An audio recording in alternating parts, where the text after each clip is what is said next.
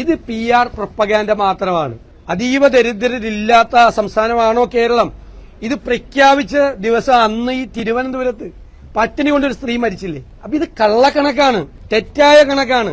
അത് ചൂണ്ടിക്കാണിച്ച വിദഗ്ധരായ ആളുകളെ ഞാൻ ചോദിക്കട്ടെ, RVG Menon, doctor KP Kannan, MK Das, doctor MA Oommen, Aravindasan sir, ഇവരെയൊക്കെ CPM സൈബർ സെല്ല് എത്ര മോശമായിട്ട് ആക്രമിക്കുന്നത്. ഇന്നലെ മന്ത്രി MP രാജേഷ് എത്ര മോശമായിട്ടുള്ള വാക്കുകളാണ് ഉപയോഗിച്ചത്.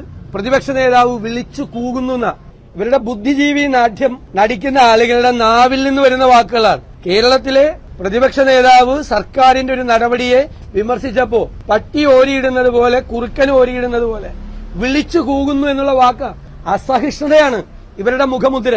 പിണറായി വിജയന്റെ സ്വഭാവം ഇവരിലേക്കൊക്കെ വന്നിരിക്കുകയാണ്. ആരും വിമർശിക്കാൻ പാടില്ല. ഞാൻ എപ്പോഴും പറയാറുണ്ട്, പിണറായി വിജയനോട് ഇത് സ്റ്റാലിന്റെ റഷ്യയല്ല, ഇത് ജനാധിപത്യ കേരളമാണ്. ഇവിടെ ഞങ്ങൾ വിമർശിക്കുക തന്നെ ചെയ്യും.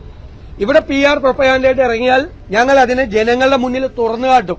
ഈ PR പ്രൊപ്പഗാൻഡയൊന്നും കേരളത്തിൽ നടക്കൂല.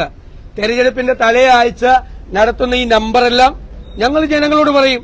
നിങ്ങളുടെ മുഖം മൂടി ഞങ്ങൾ അയച്ചു മാറ്റിയാൽ തന്നെ ചെയ്യും. ഒരു സംശയം വേണ്ട.